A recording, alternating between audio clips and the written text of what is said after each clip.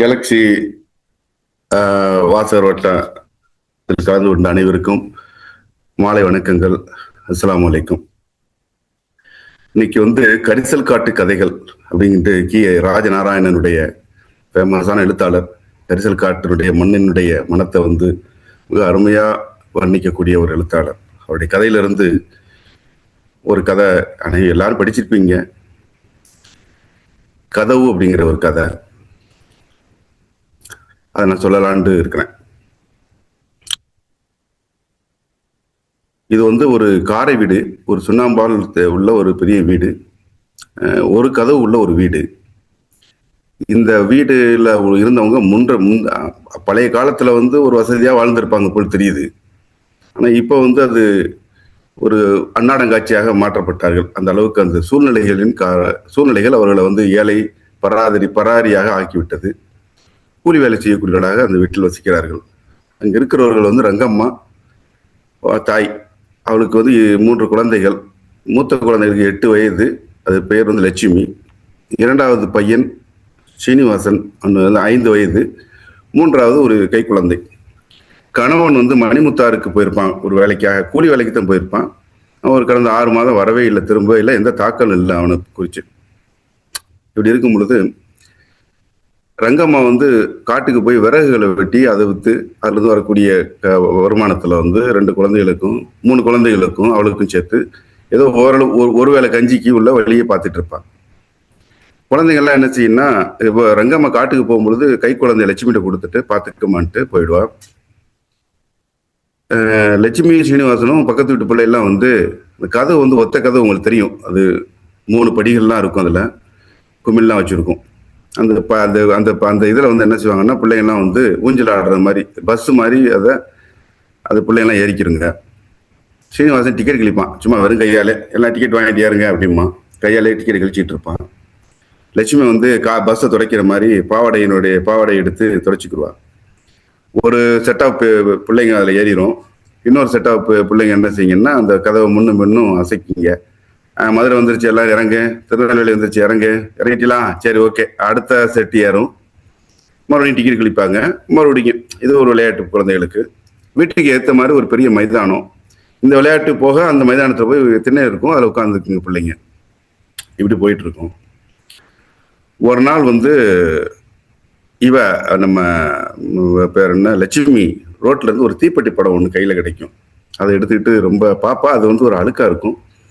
தீப்பெட்டி படத்துக்கு மேலே ஒரு எச்சி துப்பி பாவாடை எப்படி தொடச்சா அந்த மை எல்லா இடத்துலையும் அழுக்கு எல்லா இடத்துலையும் பரவிடும். இருந்தாலும் அந்த நாய்க்குட்டி, அந்த படம் நாய்க்குட்டி இருக்கும், அது தெரியும் தெளிவா, ஓரளவு தெரியும். சந்தோஷமா தம்பிகிட்ட காமிப்பா, இந்த பாரு நான் என்ன கொண்டு வந்திருக்கேன்ட்டு. அக்கா அதை கொடுங்க, நான் பார்க்கணும் அப்படிமா. அவன் ரொம்ப ஆவலா கேட்பான், கொடுக்க மாட்டான்.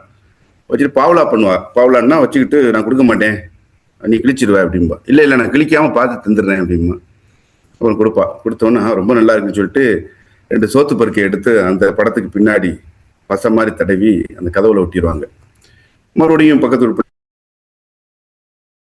பிள்ளைலாம் வருவாங்க. இதே பஸ் ஆட்டம் தொடங்கும். இப்படி போயிட்டு இருக்கு. ஒரு நாள் என்ன செய்வாங்க, அந்த ஊர் தலையாரி வருவான்.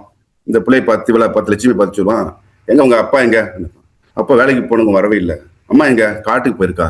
சரி வந்தா சொல்லு, தீர்வு பாக்கி இருக்கு, உடனே கொண்டாந்து கொடுத்துடணும்.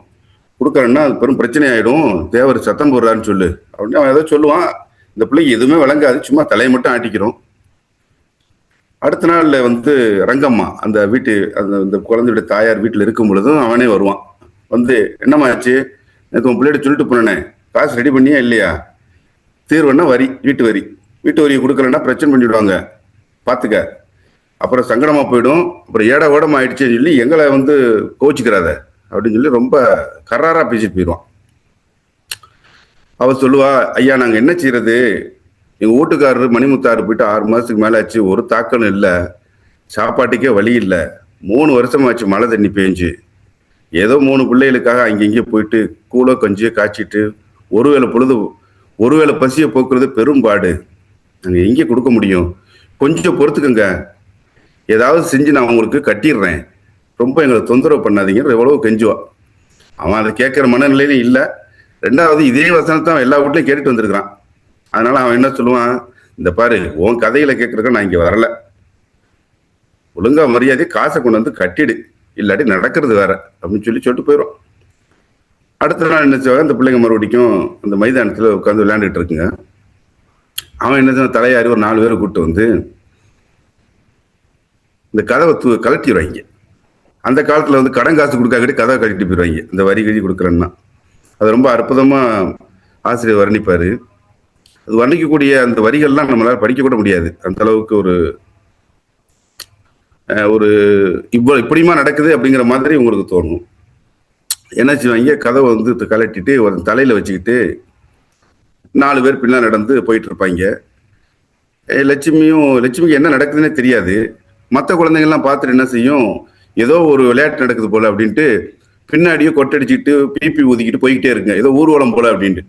குழந்தைங்க தானே, இந்த குழந்தைகளுடைய அதாவது ஆசிரியர் எப்படி வர்ணிப்பார்னா, குழந்தைகளுடைய இயல்புகள் எப்படி இருக்குமோ அதே மாதிரி, கொடூரமானவங்க எப்படி நடந்துக்குவாங்களோ அவங்கள அதே மாதிரி, ஒரு ஏழ்மையை வந்து எப்படி வர்ணிக்கணுமோ அந்த மாதிரி 3 வகை 4 வகையான காட்சிகளை அதை காட்சிப்படுத்திட்டே இருப்பார். பிள்ளைங்கள்லாம் பிபி ஊதிக்கிட்டு ட்ரம் வாசிச்சுக்கிட்டு போயிட்டு இருக்குங்க.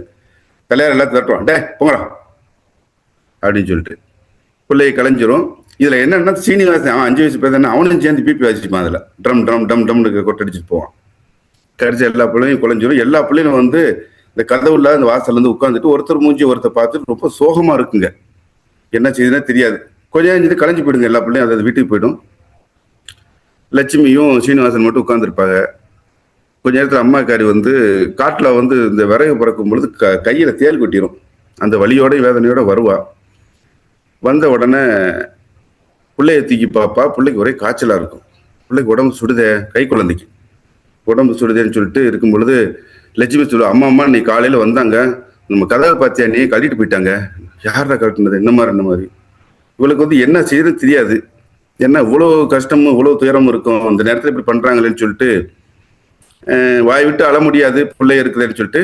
இருந்தாலும் தன்னை கட்டுப்படுத்த முடியல, அவள் அழுகுறா. இந்த மாதிரி போயிட்டு இருக்கு. அப்போ வந்து குழந்தைக்கு என்ன செய்யணும்னா, அந்த கதவு இல்லாதனால மழை காற்று புழுதி எல்லாம் வந்து உள்ள வந்து குளிர் காற்று தாங்க முடியாமல் பிள்ளைக்கு வந்து ஜுரம் வந்துக்கிட்டே இருக்கும், விட்டு விட்டு வந்துக்கிட்டு இருக்கும். இன்னைக்கு ஜுரம் நின்றா நாளைக்கு மீண்டும் குளிர் காத்தடிக்கும், மீண்டும் ஜுரம் வரும். கட்டுப்படுத்த முடியாமல் ஆகி ஒரு கட்டத்தில் அந்த குழந்தை இறந்துருது. இது போயிட்டு இருக்கு. அப்புறம் இவ என்ன செய்வா, தானும் இறந்துருவோம் அப்படிங்கிற ஒரு நிலைக்கு கூட வருவா. ஆனால் இந்த 2 பிள்ளைங்க இருக்குதா, இதுக்காக நம்ம வாழ்ந்தாகணுமேன்னு சொல்லிட்டு தன்னை கட்டுப்படுத்திட்டு வாழ ஆரம்பிக்கிறா. ஒரு நாள் வந்து இந்த பிள்ளை வந்து என்ன செய்வான், இவன் இருக்கான்ல நம்ம சீனிவாசன், இவன் ரோட்டில் நடக்கும் பொழுது இதே மாதிரி ஒரு தீப்பெட்டி படம் கிடைக்கும். எடுத்து ஓடியாரும் அக்காட்ட, இந்த பார் நான் என்ன படம் கொண்டு வந்திருக்கேன் பாரு, நீ அன்னைக்கு கொண்டு வந்த படம் என்ன, என் படத்தை பாரு அப்படின்னு சொல்லுவான். அவ எதையுமே கவனிக்க மாட்டான். அந்த குழந்தைக்கு ஏதோ ஒரு வகையில ஒரு எஃபெக்ட் ஆகும் இந்த விஷயங்கள்லாம், கவனிக்க மாட்டான். இவனா பேசிட்டு சரி கஞ்சி ஊத்து அப்படிங்கும் பொழுது, கஞ்சி ஊத்து எனக்கு அப்படிங்கும் பொழுது, கஞ்சி இல்லை அப்படின்பா. ஏன் நீ காலையில் கஞ்சி காய்ச்சினே, நான் பார்த்தனே ஒன்று அப்படிம்பா. ஆமாம் வெளியே போயிருந்தேன், நாய் வந்து உருட்டி சட்டியை கவுத்திட்டு எல்லாம் கஞ்சியும் குடிச்சிட்டு போயிருச்சுடா அப்படின்பா. சரி அப்படின்னு சொல்லி கீழே செதறி கிடந்த 2 பருக்கையை எடுத்து இவன் கொண்டு வந்த தீப்பெட்டி படத்துக்கு பின்னாடி ஒட்டிட்டு நொண்டி அடிச்சு போய் கதவுல ஒட்டான்னு சொல்லி கதவை பார்ப்பான், கதவை காணும். அது குழந்தைகளுடைய மனசு. அது கதவு நம்மகிட்ட கதவு இல்லைல அப்படின்னு நினைச்சு சொல்லிட்டு உடனே என்ன செய்வான், செவத்துல ஒட்டுவான். செவத்துல இருந்து படம் கீழே விழுந்துரும். ஹலோ, செவத்துல ஒட்டுவான். கேக்குதா? செவத்துல ஒட்டுவான். செவத்துல இருந்து படம் கீழே விழுந்துரும். மறுபடியும் அந்த பக்கம் செவத்துல ஒட்டுவான், அப்பவும் கீழே விழுந்துரும். சுருண்டு படுத்து தூங்கிடுவான். அடுத்த நாள் வந்து இவ நம்ம இப்போ அந்த பொண்ணு லட்சுமிங்கிறவ என்ன செய்வா, மறுநாள் கொல்ல ஓரமாக உட்காந்து பாத்திரங்களை கழுவிக்கிட்டு இருப்பா. கழுவிக்கிட்டு இருக்கும் பொழுது ஸ்ரீனிவாசன் வேகமாக தலை தெறிக்க ஓடியாருவான். வந்து அக்கா கிட்ட வந்து, அக்கா உனக்கு தெரியுமான்னு அவனால் பேச முடியாது. என்னன்னு கேட்பா. நம்ம கதவு தூக்கிட்டு போனாங்கல்ல, ஆமாம், அங்கே வந்து இதுக்கு பின்னாடி வச்சிருக்கிறாங்க, அது முனிசிபாலிட்டி ஆஃபீஸ் மாதிரி ஒரு இது, அதுக்கு பேர் வந்து மடமோ என்னமோ சொல்கிறாரு, எனக்கு ஞாபகம் இல்லை. அதுக்கு பின்னாடி வச்சிருக்கிறாங்க, வா போய் பார்ப்போம் அப்படின்னு 2 பேரும் தலை தெறிக்க ஓடுவாங்க. இங்கே ஓடுனா அந்த கதவை தூக்கி கொண்டு என்ன வச்சிருப்பாங்க, அந்த பஞ்சாயத்து போர்டு ஆஃபீஸுக்கு பின்னாடி ஒரு செவத்துல ஒரு செடியும் முள்ளும் புதரமா இருக்கும், அதுக்கு நடுவால கொண்டு ஒரு செவத்துல சாத்தி வச்சிருப்பாங்க. இந்த பிள்ளைங்க 2 ஓடுறதில்ல, அந்த முள்ளு கிள்ளு அந்த செடி கிட்டு எதையும் பார்க்காது. எல்லாத்தையும் நசுக்கிட்டு வேகமா ஓடுங்க. ஓடி போய் பார்த்தா அந்த கதவுக்கு கீழே கரையான் அடிச்சிருக்கும் அப்படியே. அவ அப்படியே போய் கட்டி பிடிப்பா அந்த கதவை, அந்த பிள்ளைய, அந்த ரெண்டு லட்சுமிங்கிற பொண்ணும் இவனை சேர்ந்து கட்டி பிடிச்சி தன் பாவாடையை மறுபடிக்கும் எடுத்து அந்த கரையான்லாம் தொடப்பா. தொடச்சிட்டு அந்த கதவுக்கு முத்தம் குஞ்சிட்டு தவனுடைய தம்பியும் ஒரு பக்கம் கட்டி பிடிச்சிக்குருவா, கதவையும் இன்னொரு பக்கம் கட்டி பிடிச்சிட்டு முத்தம் குஞ்சிட்டு கன்னத்தை கொண்டு வந்து அந்த கதவு உள்ள ஒட்டி அப்படி தாரதாரையா அழுவா.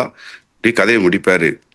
இதுல வந்து ஒரு ஒரு குழந்தைகளுடைய நிலை, அந்த தாயுடைய வலி, கஷ்டங்கள், எவ்வளவுதான் கஷ்டம் இருந்தாலும் எனக்கு கொடுக்குற காசு நீ கொடு, சரி நீ எடுத்துட்டு போன கதவை ஒழுங்கானு எங்கேயான வச்சிருக்கியா உள்ள பாதுகாப்பா, அதுவும் கிடையாது. இந்த மாதிரி உள்ள ஒரு கரிசல் காட்டு கதைகள் அப்படின்னு சொல்லி ராஜநாராயணன் வந்து இது 1959 ஒரு இதழில் வெளிவந்த ஒரு கதை. இவருடைய கட்டுரைகள், இவருடைய கதைகள்லாம் வந்து அந்த மண்ணினுடைய மனங்கள் வீசிக்கிட்டு இருக்கும். அதே மாதிரி நீங்க சினிமாக்கள்ல கூட பாலு மகேந்திராவெல்லாம் இதை வந்து அப்படியே கரிசல் காட்டு கதைகள்லாம் வந்து படம் பிடிச்சு காமிச்சிருப்பாரு. அந்த வகையில இன்னைக்கு இந்த கதை வாசகர்களுக்கு விரும்புகிறேன் என்று நினைக்கிறேன். நன்றி, வணக்கம்.